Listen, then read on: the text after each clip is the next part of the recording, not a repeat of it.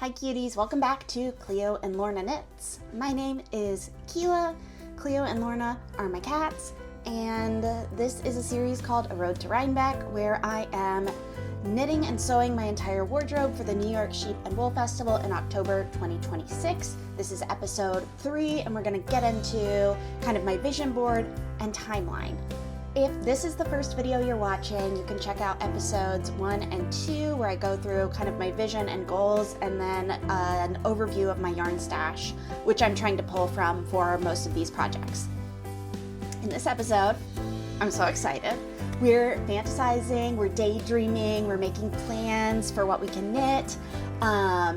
As of filming, there are 121 days left until Rhinebeck. And I've completed 0 knitting projects and a couple sewing projects. We're gonna count 1 officially. Okay, next, let's do a quick update. I have had a lot of making going on, even if there's not a lot of finished projects. I did one side quest recently. There is an event in Charleston, where I live, every year called Spoleto, where all of these performing arts events take place. So you've got ballet, there's opera, musicals, plays, kind of avant-garde theater, and tons of music and live performances. And I went to a couple different shows. They were all amazing. But one that I just really wanted to create something for was the Brandi Carlile show at the Cistern Yard, which is a beautiful space. This was my first time seeing a show at the Cistern, and it was absolutely gorgeous. It's just this giant yard amidst all these historical buildings at the College of Charleston, and there's oak trees, and they look like they're sparkling, and the stage lights. It was so beautiful. If I can find a way to put some kind of picture in here that does it justice, I will, but I don't know that that's possible.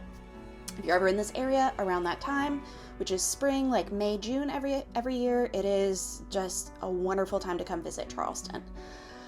So my side quest, I got distracted and lost track of my Rhinebeck project. Side quest was that I wanted to create an outfit. So this is a little top that I kind of threw together. It's kind of got like a little bit of a tie-dye pink vibe, and it's just 2 squares that I sewed together from a dress that I thrifted just for the fabric.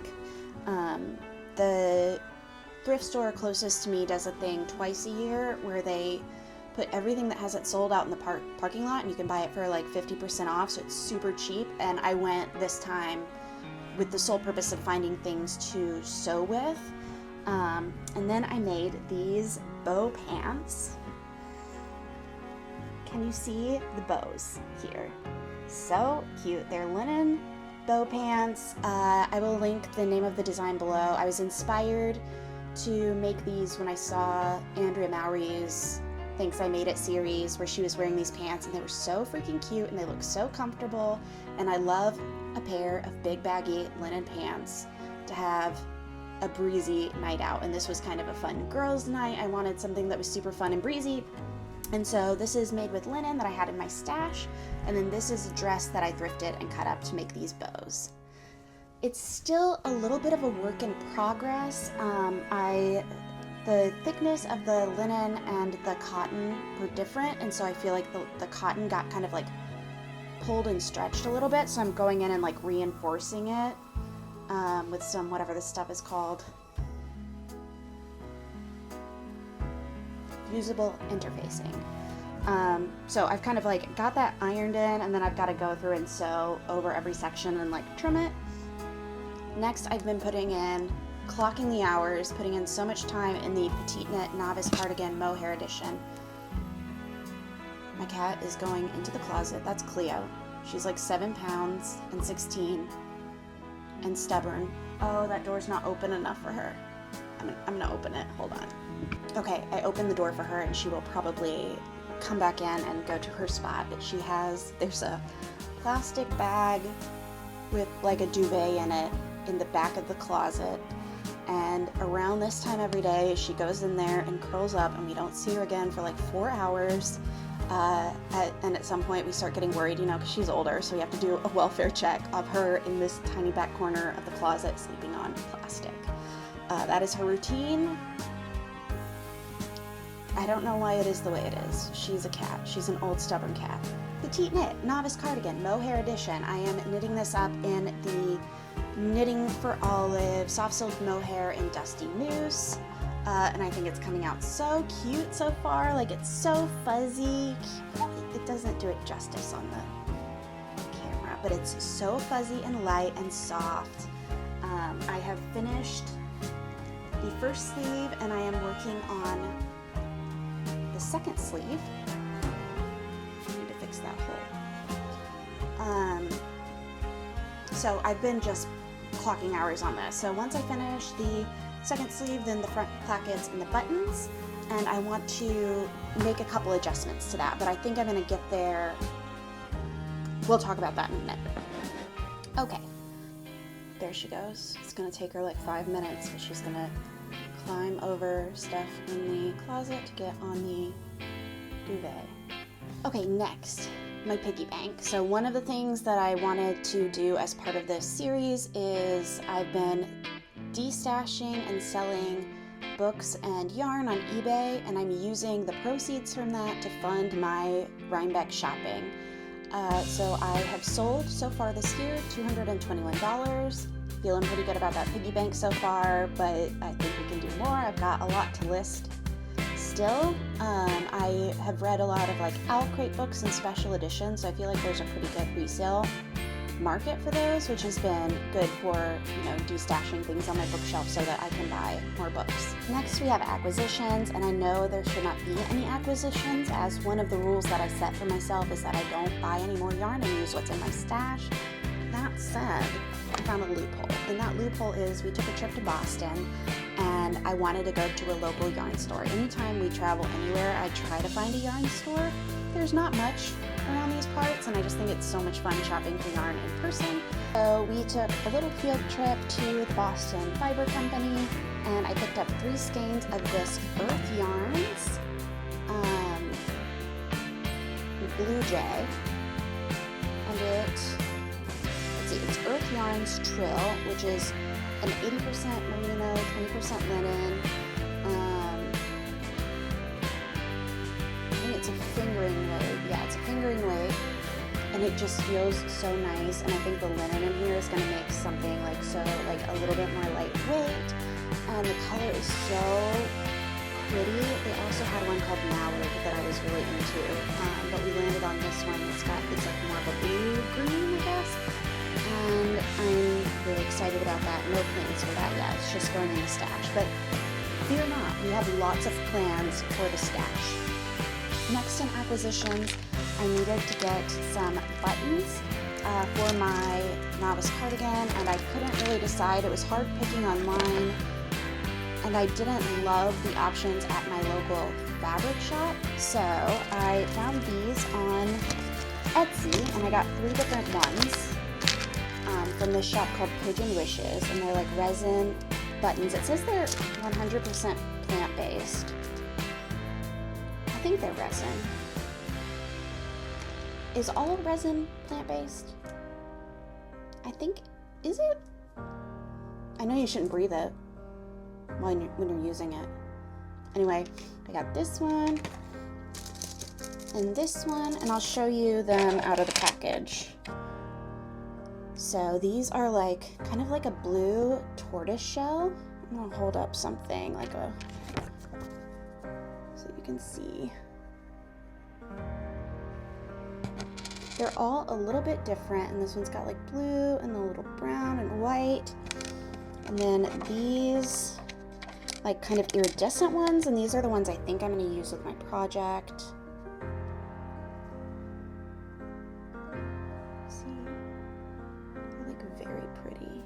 I think this one's called Fairy.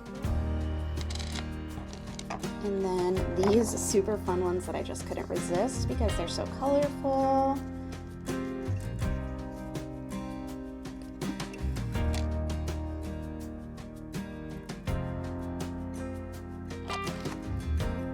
Look at how pretty.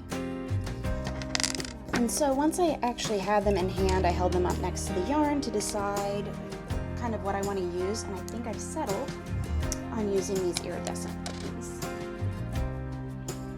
But I'll hold up the other ones. I kind of like the blue a lot. It makes more of a statement. And those are so fun. But I think I'm going to go with the iridescent ones.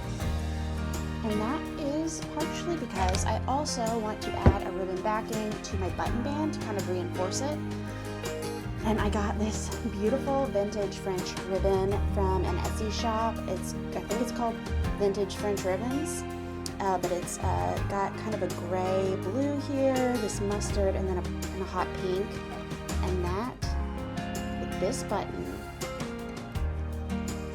on this sweater, I think it's going to be so pretty.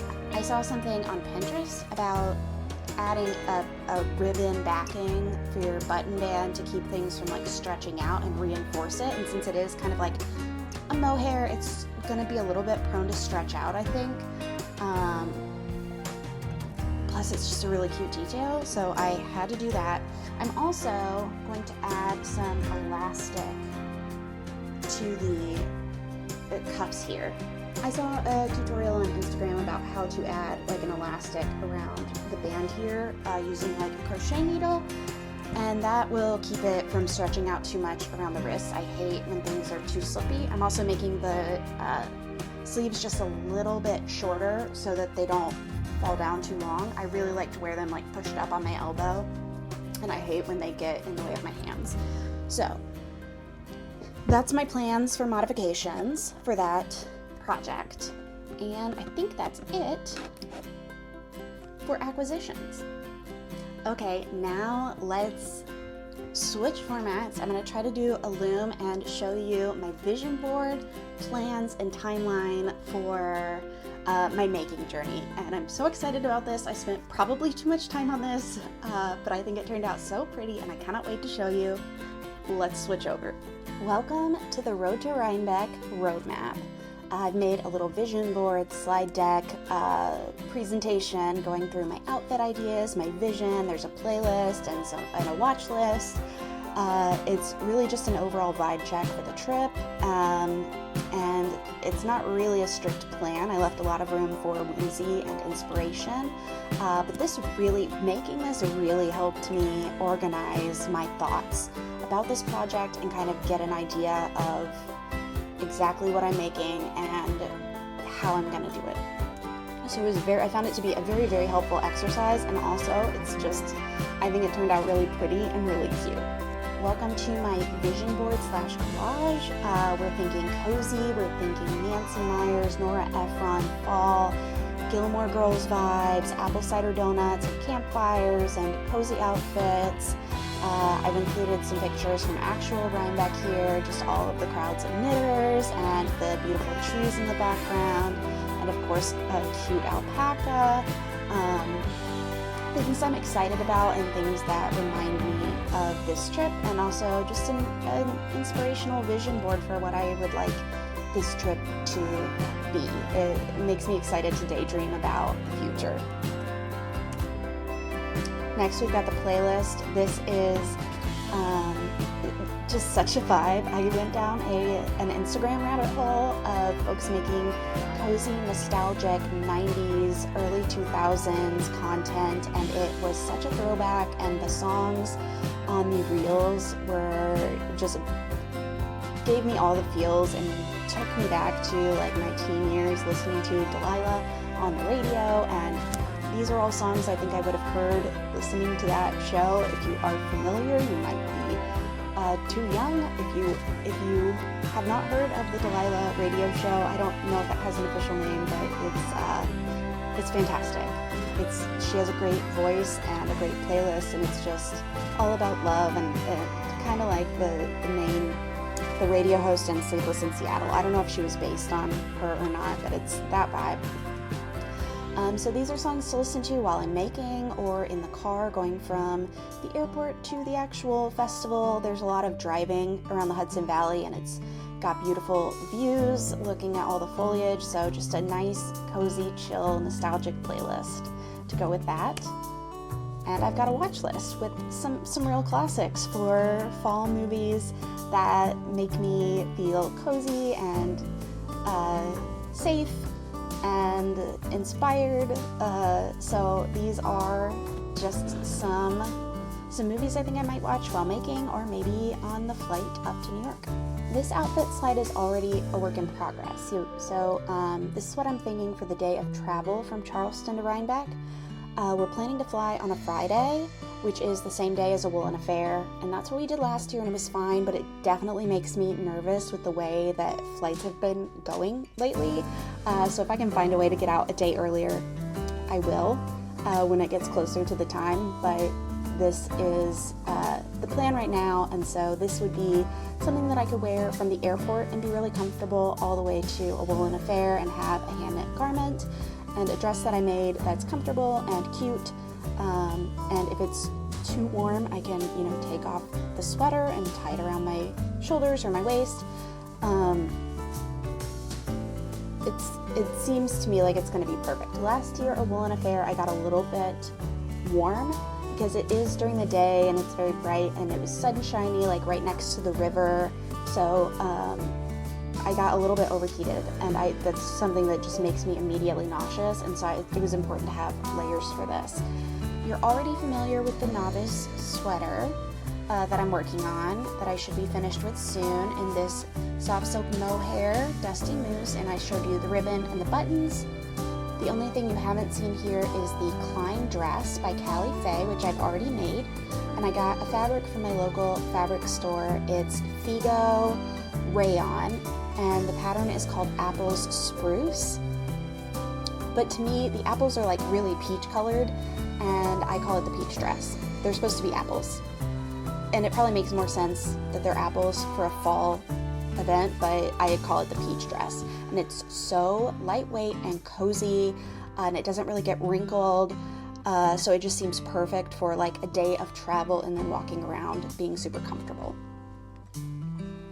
All right, next is a sad blank slide, and that's because this is a placeholder for the Andrea Mowry official Rhinebeck sweater, which I think is released in July. And since I don't know the pattern yet, I have no idea about yarn or sewing projects to go with it. So this will be my outfit for day 1 of New York Sheep and Wool when they have the meetup for this sweater. But there's a lot that is to be determined here. Next is a project I'm really excited about. This I think will be my next project, and it is what I'm calling my scrappy project, and it is for day 2 of New York Sheep and Wool, which is my personal favorite day. Sunday is a little bit less crowded, a little quieter, and it's the day of the Leaping Llamas contest, which is just the most joyful event I could ever imagine. So this outfit will be going for max cozy, laid-back Sunday vibes, and I'm going to use my Gilmore Girls Advent skeins that I showed you in my previous video. I've narrowed it down to 3 options, but I'm really already leaning towards one. But that said, I don't want to make the call until I'm ready to cast on the project, because I don't want to feel like I'm obligated to make something. That I want to leave my options open so that I can make whatever I want when the time comes to cast on. But either way, I have these 3 options. Option A is the Hannah sweater by Pernilla Lawson. The scrappy version of this, which is something I found on Pinterest. I've had it pinned for forever, and I could not, it's repinned and posted all over the place, but the original creator I could not find. So I ended up doing a Google image search of this sweater because I thought it would be a perfect scrappy project sweater, and that's how I found out on like a Reddit thread that it's the Hannah sweater by Pernilla Lawson, which is, I think, designed with just one color, but I would like to make it scrappy. I love the vertical stripes on it, and I do think that it calls for 1 strand of mohair the way the pattern is written, but it doesn't look like that's the way it was done in this sweater, and so I don't know if I would need to get, I don't know what color mohair I would use, because it wouldn't really make sense to get a color to match every single yarn, would it? Either way, what What do you think about this one? I just am so obsessed. It looks so cute, and I think it would be really cute in the color palette that I've got. Next up at option B is the Homecoming Quilt Vest by Katrine Seeberger. And I feel like this one could be a fun way to pay homage to like the sewing I'm doing for the event, and my grandmother's a quilter, so kind of like a little nod to her and her love of quilting. And also it's just another easy removable layer if things are kind of warm. And then option C is Olga's Jacket by Olga Putano, and it has pockets. So obviously it had to go on the list. I don't know what else to say on the subject.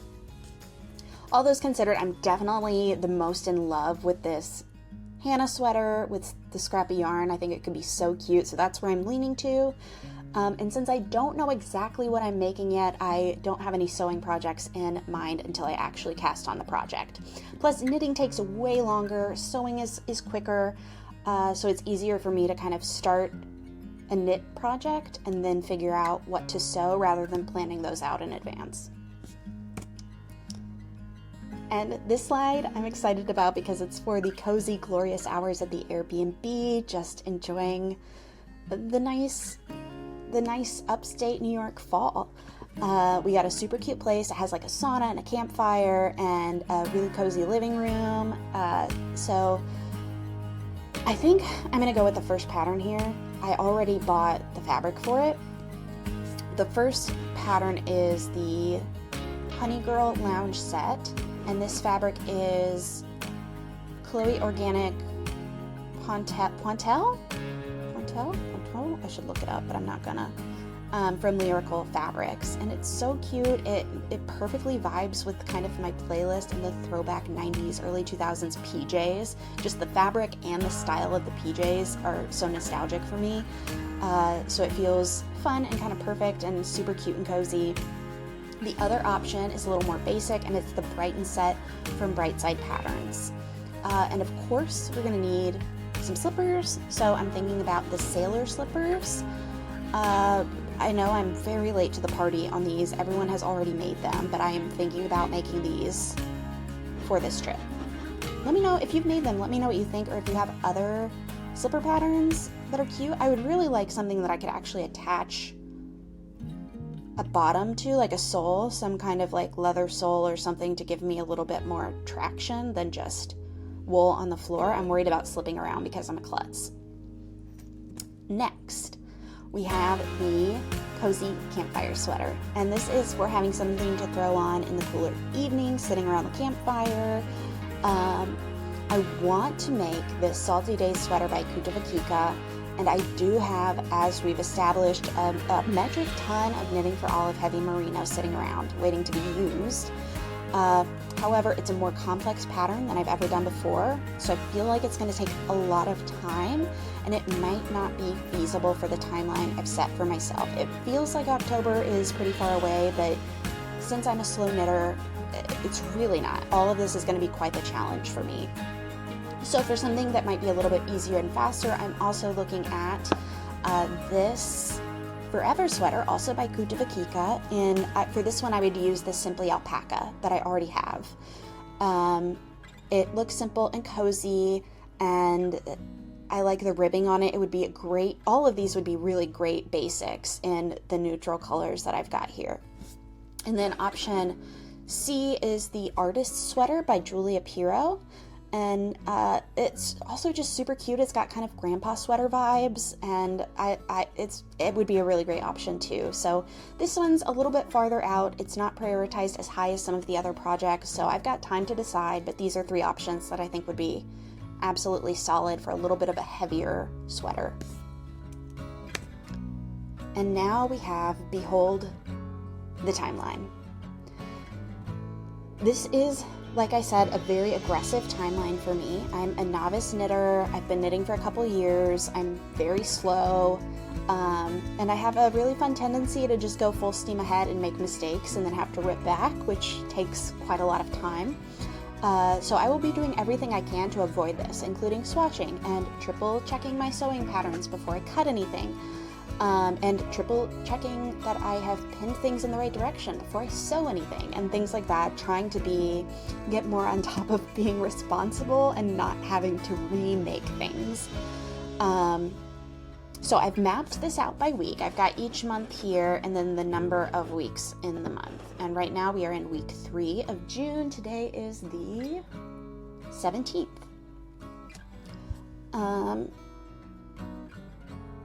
I'm making really good progress on the novice sweater, which I want to be done with by the end of June. So like last week in June, first week in July.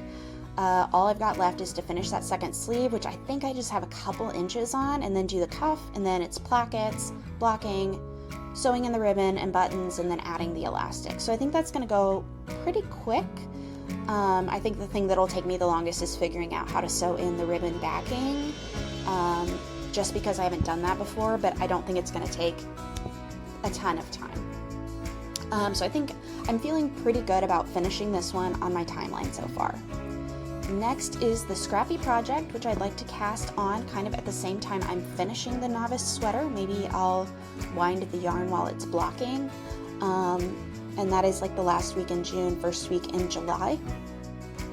I'm putting this one next and putting it before the Andrea Mowry sweater simply because that sweater hasn't been released yet, and that gives me time to learn what the pattern is for it to actually release, and then acquire yarn for the project if I need to, which I probably will need to. I'm allotting 4 weeks to finish this, which I think is doable, especially since it is kind of a yarn held double or held with a mohair, but I will need to be super focused on it. Fortunately, July is when the heat really kicks in here, and I go into full summer hibernation mode. If you live in the north, you stay inside in the winter. If you live in the south, you stay inside in the summer because we've already hit the hundreds. It's crazy. So I'm feeling pretty good about buckling down and finishing that one. And then the real challenge will start with the Andrea Mowry Rhinebeck sweater from July through about the middle of August. I feel like this might be a massive underestimation. I feel like it's going to be a more complex pattern than I've done before. I haven't done much color work. I really want to make the sweater, and I really want to make it well and learn something from doing it. So this timeline is the one I think might have to get extended. So after that, I have the Campfire sweater and then the sailor slippers just kind of coming in, squeaking in under the radar, sliding in at the last minute. What's the phrase there? So I've really ordered these in order of importance and availability, starting with things that I really, really care about making. I will be so happy if I finish the novice sweater, the scrappy project, and the Andrea Mowry sweater. If I don't get to the Campfire sweater and the sailor slippers, that is okay. It's not a big deal. Would I like to make them all? And am I going to push to make them all? Yes, but not at the expense of my sanity or well-being. So that is kind of the timeline. And then I've added in these little icons for sewing where I would just like to sew a project to go, or sew a garment to go with each project on a weekend once a month. Sewing isn't something that I do constantly. It takes a lot to like get out the sewing machine and spread everything out, and it takes up a lot of space. It takes up our whole kitchen table. So it's something like I like to just do one project at a time, get it out, cut it, make it, put everything away, and then I'll make the next project rather than marathon sewing. We'll see how that goes. But I feel better about the sewing component, even if I'm newer to sewing than I am at knitting. At least it's a little bit faster and I have more room to make mistakes and more time to finish things. All right. If you're still with me, thank you so much. I had so much fun making this video and making the presentation. I'll link things below, and if you want to hop along for the rest of this journey, you can subscribe to my channel down there. I don't know why we have to point. Everyone knows. You can just subscribe to my channel. I don't have to tell you where it is. There's a button, and I believe you can find it.